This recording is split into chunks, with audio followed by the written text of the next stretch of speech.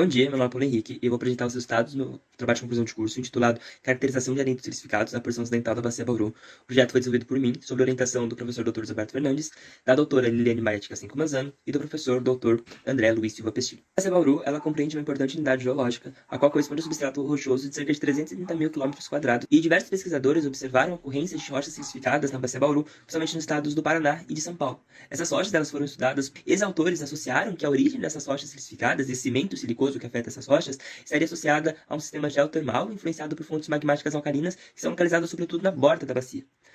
Novos trabalhos foram feitos recentemente e novas ocorrências de arentos silicificados foram encontradas, porque agora na porção ocidental da Bacia Bauru, principalmente no estado do Mato Grosso do Sul. Essas novas ocorrências, elas carecem de estudos de petrografia e de inclusões fluidas, que têm como objetivo compreender qual seria o processo de gênese desse cimento, se ele estaria relacionado aos mesmos processos já conhecidos para a parte oriental da bacia, ou então novos processos teriam afetado a supersequência Bauru e ocasionado essa silicificação. E vale ressaltar a relevância de arentos porosos como constituintes de importantes reservatórios para sistemas petrolíferos e também para sistemas geoquíferos. E o processo de silicificação ele vai desempenhar um papel crucial na coesão das rochas, ele vai preencher a porosidade e também substituir grãos do arcabouço, e esse fenômeno ele vai modificar de uma maneira bem significativa as características petrofísicas das rochas. E essa pesquisa ela foi desenvolvida com o objetivo específico de investigar essas novas ocorrências de arentos silicificados localizadas no estado do Mato Grosso do Sul, tendo como objetivo compreender o modo de ocorrência, os aspectos petrográficos, além da caracterização do próprio processo de silicificação, buscando compreender as características de temperatura mínima de aprisionamento, a salinidade do fluido quando ele percolou essa rocha e ocasionou a silicificação, além de buscar evidências que possam correlacionar essas novas ocorrências de rochas silicificadas presentes no estado do Mato Grosso do Sul às ocorrências já conhecidas nos estados do Paraná e de São Paulo. Agora passando a falar um pouco mais sobre os materiais e métodos que foram empregados ao longo da pesquisa. Então, as amostras estudadas, elas são provenientes de 7 ocorrências de arentos silicificados localizados no estado do Mato Grosso do Sul, nas porções Nordeste, Centro e Sudoeste do estado. E é importante destacar que essas amostras analisadas, elas foram coletadas durante as etapas de campo realizadas pela orientadora desse TCC, a doutora Liliane Maete Cassim Manzano, durante a realização do seu doutorado. Então, a pesquisa ela envolveu diversas atividades, incluindo a revisão bibliográfica, a confecção de modelos digitais de elevação, o traçado de estruturas tectônicas regionais, a descrição de amostras de mão, a petrografia de seções delgadas, a petrografia de inclusões fluidas e a microtermometria. E com todos esses dados reunidos, foi feita a integração e análise desses dados em conjunto. A revisão bibliográfica teve como objetivo principal fazer uma análise e uma síntese das informações relevantes disponíveis na literatura que tratam tanto da gênese e evolução da Bacia Bauru, tanto dos lineamentos regionais presentes no estado do Mato Grosso do Sul e dos processos de silicificação das rochas. Já para a confecção dos modelos digitais de elevação, os MDS, foram utilizadas imagens satélite, SRTM, foram acessados através da plataforma Topodata do INPE e com base nesses dados foram criados 3 MDS das ocorrências mais representativas. Sobre o traçado das estruturas tectônicas regionais, coletado um banco de dados que tivessem uma série de mapas e figuras com representação dessas estruturas. Esses mapas, essas figuras, eles foram já referenciados por meio do software QGIS e após isso foi criado um banco de dados que foi vetorizado e a partir daí foi gerado uma série de mapas que representam a distribuição espacial dessas estruturas tectônicas regionais no estado do Mato Grosso do Sul. A análise petrográfica dessas seções delgadas teve como principal objetivo uma caracterização detalhada, focando principalmente nos aspectos do arcabouço, matriz e principalmente nos aspectos texturais e composicionais do cimento. E para a petrografia das inclusões fluidas, com o objetivo de identificar e classificar as inclusões fluidas quanto ao mineral hospedeiro, ao número de fases da temperatura ambiente, à fração de vapor à temperatura ambiente, ao formato e também ao modo de ocorrência dessas inclusões. E essa caracterização detalhada da petrografia das inclusões fluidas serve como base para os estudos seguintes, principalmente para a microtermometria. E a microtermometria, ela consiste em um método não destrutivo que envolve o aquecimento e resfriamento de uma seção petrográfica para medir as temperaturas onde ocorrem as mudanças de fases dentro das inclusões fluidas. E durante a realização da pesquisa, foram feitas duas medidas dessas mudanças, que são as medidas de homogeneização, que ela é relacionada à temperatura mínima de aprisionamento das inclusões fluidas, e também a temperatura de fusão de gelo, a qual fornece informações sobre a salinidade das inclusões e, consequentemente, do fluido que gerou elas. Então, agora passando a falar um pouco mais sobre a Bacia Bauru e sobre o seu preenchimento sedimentar. A Bacia Bauru ela compreende uma bacia continental interior que se formou durante o Cretáceo Superior por conta da associação dos processos de suficiência mecânica e flexural. E com a geração desse espaço de acomodação, foi possível a deposição dos sedimentos da supersequência Bauru durante o Cretáceo Superior, formada por 2 grupos cronocorrelatos, o grupo Kaiowá, com as formações Rio Paraná, Goiôerê e Santo Anastácio, e o grupo Bauru, formado pelas formações Uberaba, Vale do Rio do Peixe, Araçatuba, São José do Rio Preto, Presidente Prudente e Marília, além dos analcimitos de Itaiúva. E na porção ocidental da Bacia Bauru, vão aflorar apenas as formações Rio Paraná, Santo Anastácio, Marília e Vale do Rio do Peixe. E desde os anos 80, são documentadas ocorrências de rochas silicificadas na Bacia Bauru, principalmente nos estados do Paraná e de São Paulo. Essas ocorrências elas são descritas como pontuais e afetam diferentes unidades litoestratigráficas. Inicialmente, acreditou-se que essa silicificação estaria relacionada ao magmatismo serra geral, mas uma série de evidências provaram o contrário. Posteriormente, propôs-se que a fonte dessa silicificação estaria relacionada a variações no nível freático, possivelmente ligadas a mudanças climáticas cenozoicas associadas à variação de pH também da água. Porém, estudos recentes indicaram que as ocorrências de areitos silicificados elas estão associadas, na verdade, a eventos hidrotermais derivados de fontes magmáticas alcalinas registradas na borda da bacia Bauru. E essa hipótese da geração da silicificação por eventos hidrotermais ela é respaldada por uma série de evidências, tais como a presença de minerais índice do hidrotermalismo, a ocorrência de sismitos, na zona de cruzamento de grandes estruturas tectônicas regionais, a coincidência dessas ocorrências com falhas de zonas brechadas, a distribuição de leques fluviais de formação marília, que ocorrem alinhados a estruturas tectônicas regionais, os registros de elevadas temperaturas de aprisionamento em inclusões fluidas e a silicificação contemporânea de diferentes intervalos litoestratigráficos. E o processo de silicificação na parte oriental da Bacia Bauru, que já foi estudada, eles resultaram no preenchimento total ou parcial da porosidade porcílica. Isso faz com que as rochas tenham uma resistência maior ao intemperismo, formando normalmente relevos relictuais. Essa imagem de Fernandes 93, ela representa a evolução desse processo de silicificação. E a plataforma sul-americana, ela passou desde o Jurássico por uma série de eventos tectônico-magmáticos. Esses eventos originaram com a quebra do continente Gondwana. As primeiras consequências dessa reativação foram a extrusão das lavas básicas toreíticas e seus derivados ácidos do magmatismo serra geral, que ocorreu no final do preenchimento da bacia do Paraná. O surgimento das províncias alcalinas, em seguida, ele se deu em 3 fases. Na verdade, a primeira fase foram os pulsos de vulcanismo alcalinos contemporâneos ao magmatismo serra geral. A segunda fase ocorreu no Cretáceo Superior, quando houve o fim dos derrames basálticos da formação serra geral, só que a atividade magmática alcalina ela continuou, ocasionando o surgimento de algumas novas províncias alcalinas. E, posteriormente, a terceira fase é constituída pela redução gradativa dessa geração de magmas alcalinos, até que culminou no fim do vulcanismo alcalino. E esse mega evento geológico foi, então, responsável pelo surgimento de dezenas de províncias alcalinas espalhadas pela plataforma sul-americana. Essa figura, ela mostra essa grande ocorrência de rochas alcalinas posicionadas na borda da Bacia Bauru. E essas ocorrências não se restringem só a essa borda, uma vez que elas acontecem de uma maneira excepcional no interior das áreas basálticas. Com a atividade magmática alcalina, que ocorreu a partir do Jurássico até o Cretáceo Superior, houveram então processos ígneos e tectônicos ao longo da sedimentação da supersequência Bauru. E esses processos foram correlacionados por Fernandes e Coimbra como sendo os responsáveis pela gênese dessa silicificação. E agora a gente vai falar um pouco sobre os resultados que foram obtidos ao longo do desenvolvimento dessa pesquisa. Então, essa figura ela representa a localização das ocorrências de rochas silicificadas que foram identificadas no estado do Mato Grosso do Sul. A figura ela representa a distribuição espacial desses pontos. E elas impactam as rochas da formação Rio Paraná e Marília. E as rochas silicificadas elas são observadas em grande parte do estado do Mato Grosso do Sul, nas porções sudeste, nordeste e noroeste do estado. E agora eu trago os modelos de estado de elevação que foram confeccionados e a gente consegue perceber que esses morros eles constituem relevos anômalos na região. A região é uma região extremamente plana e esses morros, que são morros testemunhos, eles constituem elevações diferentes do padrão comum de relevo. A gente consegue perceber ainda que esses morros eles têm que estão orientados, tem uma orientação bem evidente, né, ao primeiro morro ali, primeira figura, essa direção para NWSE. A segunda imagem, nele a gente tem uma orientação um pouco mais incipiente, mas a gente consegue perceber que ele tem uma tendência meio que norte-sul. E o último ponto, a última imagem, ele tem uma orientação NSW. Levando em consideração que esses morros eles têm essa tendência de estarem alinhados a certas direções, foi possível realizar a confecção de um mapa de rosetas que buscasse compreender justamente qual que seriam essas orientações preferenciais para a ocorrência dos morros testemunhos.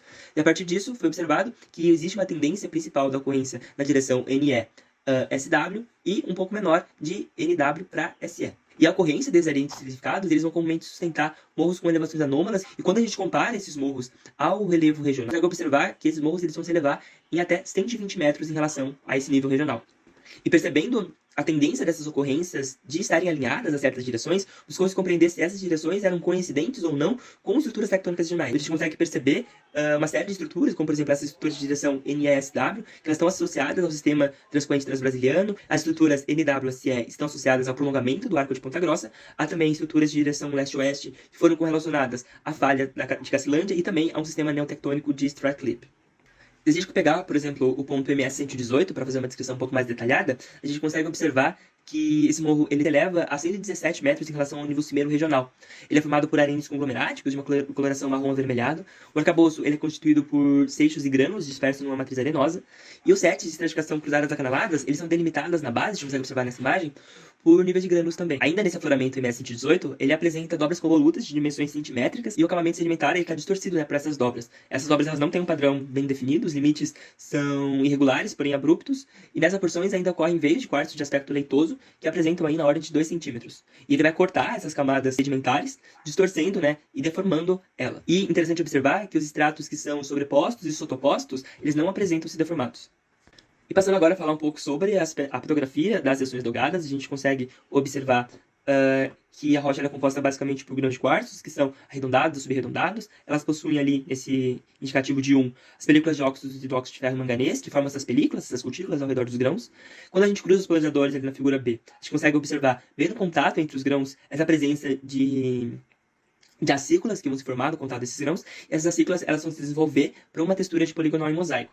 Quando a gente observa um outro tipo de textura, como a gente tem aqui no sobrecrescimento sintaxial, a gente consegue perceber novamente, as películas de óxido de ferro que permitem a reconstrução do formato original do grão, e depois esse preenchimento de megaquartzo ou sobrecrescimento sintaxial, que é um sobrecrescimento de quartzo que acompanha o eixo cristalográfico do mineral do grão detrítico, né?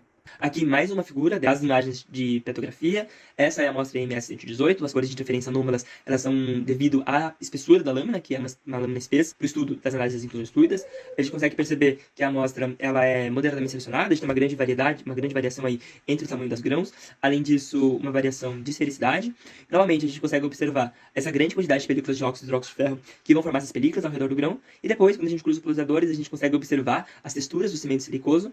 Entre eles, a gente vê, novamente, no contato entre os grãos, a presença de acículas, e quando a gente vai em direção ao centro da porosidade, a gente percebe que a silicificação ela tem uma evolução da textura e ela vira uma textura em poligonal mosaico. Aqui a gente tem um zoom um pouco maior na amostra 118, onde a gente consegue perceber bem essa evolução entre as texturas, a gente consegue perceber essa textura bem em acículas, que é o cimento silicoso, e quando ele evolui para o centro da porosidade, a gente consegue perceber uma leve cimentação em poligonal e mosaico. Mas dentro dessa amostra, a textura que vai predominar é esse sobrecrescimento, é esse crescimento em acículas da cimentação.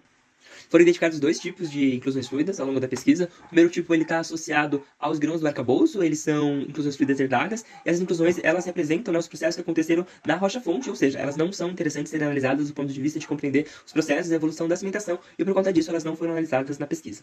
A pesquisa ela se focou, então, no segundo tipo de inclusão fluida, que está localizada dentro do cimento silicoso. Esse tipo de silicificação ocorre em 2 subtipos. O primeiro subtipo ele ocorre no anel de poeira dos grãos, e o segundo tipo ocorre no encontro entre as texturas das franjas em acículas e do poligonal mosaico, como apresentado aqui pelas figuras. A gente consegue perceber em A essa inclusão fluida localizada bem próxima ao contato do grão com o cimento, e depois as demais que estão localizadas nesse encontro entre as texturas do poligonal mosaico com as acículas. As inclusões em ambos os modos de ocorrências à temperatura ambiente são bifásicas, como a fase de líquido e de vapor, pois elas apresentam uma grande quantidade de proporção de vapor, né, superior a 50%. Elas possuem formato irregular de cristal negativo e levemente ovaladas. E a diminuta dimensão das dificultou tanto a sua identificação quanto posteriormente as análises de microtermometria. Foram realizadas 2 medições através do método de microtermometria, né? Aqui eu apresento a imagem dessas 2 inclusões que foram medidas. A primeira delas representou uma medida de fusão de gelo em menos 4,6 graus e uma temperatura de homogeneização em 425 graus. Já a segunda inclusão fluida, a primeira delas ela tem esse modo de ocorrência entre o contato, a cimentação em acículas e a cimentação poligonal em mosaico. E ali em B, a gente tem a segunda medição realizada, que está nesse anel de poeira. Ela é uma inclusão fluida que apresentou temperaturas de fusão de gelo em menos 3,5 graus e temperatura de homogeneização em 412 graus. E como comentado, a temperatura de fusão do gelo ela é relacionada à salinidade do fluido. E através da equação de Bonner de 1993 foi possível realizar o cálculo e entender qual que era a salinidade e os principais sais presentes na amostra. Então, foi considerado que os principais sais presentes são NaCl, e através desses cálculos chegou-se à conclusão de que essas inclusões fluidas elas teriam a IF1 teria uma salinidade de 7,31% de massa equivalente em NaCl, e a segunda teria 5,71% de massa equivalente de NaCl. E agora, esses resultados que foram obtidos, eles vão ser integrados com a bibliografia e vão ser feitas uma série de discussões e interpretações a partir deles. Então, com base nos lineamentos regionais que foram traçados e na sobreposição das ocorrências de rochas silicificadas, a gente consegue observar que há uma relação entre essas ocorrências de estruturas tectônicas regionais com a ocorrência de rochas silicificadas. Isso também, né, é o mesmo que ocorre na porção oriental da bacia. E esses lineamentos que foram passíveis de serem analisados, eles representam, portanto, a reativação de falhas herdadas no embasamento da bacia do Paraná, uma herança tectônica, e esses lineamentos eles vão corresponder a falhas que possivelmente funcionaram como condutos para a percolação direta dos fluidos hidrotermais. E esses fluidos hidrotermais, eles foram aquecidos por fontes hidrotermais vinculadas a esse magmatismo alcalino regional e ocasionaram uma silicificação estática, ou seja, as falhas elas não funcionaram de uma maneira dinâmica, elas funcionaram apenas como um conduto que facilitou a percolação desses fluidos. E uma das ocorrências de rochas ígneas de natureza alcalina, ela localiza-se a cerca de 50 km a sudeste do local de afloramento, né, do ponto de coleta da amostra MS-118. E a possível intrusão alcalina estaria localizada a uma profundidade máxima de 3 km. Embora ela esteja com essa proximidade da ocorrência da rocha alcalina, as rochas alcalinas elas são saturadas em sílica. Isso faz com que essa intrusão ela possa ter contribuído com o fornecimento de calor, com contribuição de gradiente geotérmico, porém não diretamente com a contribuição de sílica para essa silicificação. Desse modo, a fonte de sílica ela poderia vir a ser proveniente, por exemplo, da própria dissolução dos grãos na supersequência Bauru. Porém, durante as análises espectrográficas não se observou qualquer indício de dissolução do arcabouço. Então, portanto, interpreta-se que possivelmente a fonte da sílica para a formação da silicificação estaria relacionada à dissolução dos grãos nas sequências sedimentares da Bacia do Paraná e carreado através dessas estruturas tectônicas regionais, ocasionando a silicificação na Bacia Bauru. Então, a origem desse fluido ela pode ser associada à combinação da água meteórica com águas subterrâneas que se filtraram no substrato até as proximidades dessas ocorrências de rochas ígneas.